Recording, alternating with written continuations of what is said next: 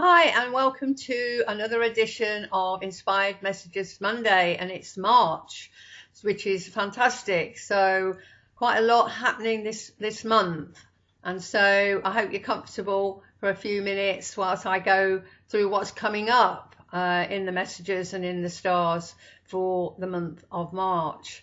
So the first thing is we're going to have a new moon on the 13th of March, and that's new moon is going to be in the sign of Pisces. So Pisces is ruled by Neptune, so it's quite dreamy, so many people will probably just want to put their heads under the covers and hide away, and but on the other hand, you might really want to watch a nice film, or something romantic, or be with your significant other, but it's also a really good time for you to plan your goals because it's a new moon. So if you make your goals Pisces, like Pisces with a Pisces emphasis, that would be very good. It's a rules art, and it can also be about helping other people who are less fortunate, and you should have a lot of empathy and compassion for the people around you.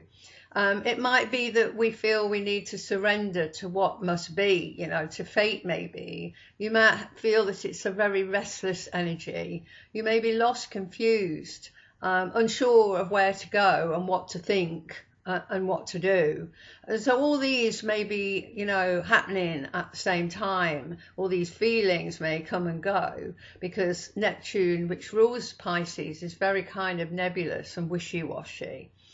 So it might be good to keep a dream diary because we might all dream a little bit more. And if you kept the dream diary like 2 days before the 13th, so maybe the 11th as it's coming up, and maybe 3 days afterwards, so the 14th, 15th, maybe even the 16th, and see what dreams come up, because the dreams may just tell you what you need to be doing. It might give you a clue. So make your goals for the next 28 days and visualize the kind of world that you want your life to be.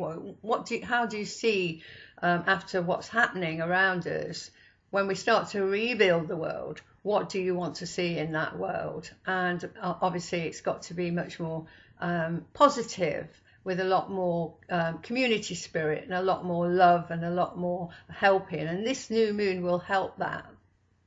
So then on the spring equinox, which is on the 20th of March, this marks the new year, if you like, for astrologers, because it takes us into Aries, and it's kind of a very positive time when we start to plant our seeds, and we start to tend the garden. We want to be out there.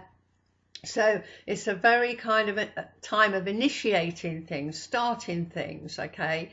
And in the chart of the equinox chart, Gemini is rising, and so Mercury rules the whole chart, and it's actually in the 9th house. And the 9th house is the house of beliefs, it's the house of truth, it's the house of expansion, and it's a very positive. It's for what you want to do, and the goals that you want to set. Okay, now connected to that, the first card that I picked was actually the Emperor, which actually is connected also to that kind of Martian energy, and he is the builder. He's the father figure as well. He actually is around, wants to look after his flock. He wants to look after the family. And so on a bigger scheme, world scheme, maybe we're looking out there for somebody to look to sort things out. It might be. But this card also, the Emperor, is about worldly authority, and I cannot help thinking really that our beliefs about the world may well be changed or challenged or even shattered, especially as Mars moves into Gemini on the 4th of March. So it's kind of all connected, and it will be there actually until the 23rd of March. So this could be about getting important messages to the masses, There's a lot of that going on behind the scenes. Lots of people standing up and speaking out, but it's not obviously on the mainstream media. You know, you have to hunt for it, but it is out there. So the next card we've had also before is the Pope, and obviously he's a teacher, he's a communicator, and there are people there asking for his advice, okay, and he does have a direct line to the higher realms. So this is kind of an important card. You know, important messages maybe again, getting them to the you know, to the masses, and it has a quest really for learning and connects to Aries and Mars again. So the Mars energy and the Gemini energy, or the Mercury energy, are all just seem to be intertwined this week, or this month I should say. So the next card I got was the Lovers. Now very often people think that the Lovers is to do with love and romance, which it is. I'm not saying it's not, but this card can very often mean that there's a decision needs to be made. So my feeling is that there is a split in society, you know, between, you know, what you should do and what you shouldn't do. And so, you know, there is a split. And so maybe you have to decide which side you are on, which timeline you're on. So are you on the timeline of the New World Order and the global reset, which sets out to control every minute of our day where we can't move or do anything? Or are you on the path of the New World, the Golden Age and freedom? And I think there will be a decision need to be made by many, many people. And so I think this is what this card, that's what I feel anyway, is about. So the next card is the Hermit, and the Hermit has a light to shine around the world. So he actually puts his messages around the world, okay, with that light, okay. So he connects to Virgo, and Virgo is also ruled by Mercury. But this card is much more about service and helping other people. It's about, you know, helping people less fortunate and bringing them into the fold, as it were, and not leaving them on the outside. It's also about our inner wisdom and our intuition. And it reminds us when we need to make a decision, the answer actually always lies within us, you know. So don't make quick decisions. You need to sit and meditate on it. And, you know, you might then get the right answer. So you shouldn't be rushing, is what I'm saying. So then we've got the Tower, and we have had that before. The Tower obviously relates to Uranus. And we know this year we got the Uranus square Saturn, and it's kind of in the background all year. And this is like a pressure cooker, and something is about to go absolutely bang. And so, you know, I'm not surprised to keep seeing this card. This card shows this energy really of breakdown and what we're going through. So, you know, there's no getting away from it. We can see the world crumbling in front of us. You know, if you really look behind everything, nothing is working, nothing.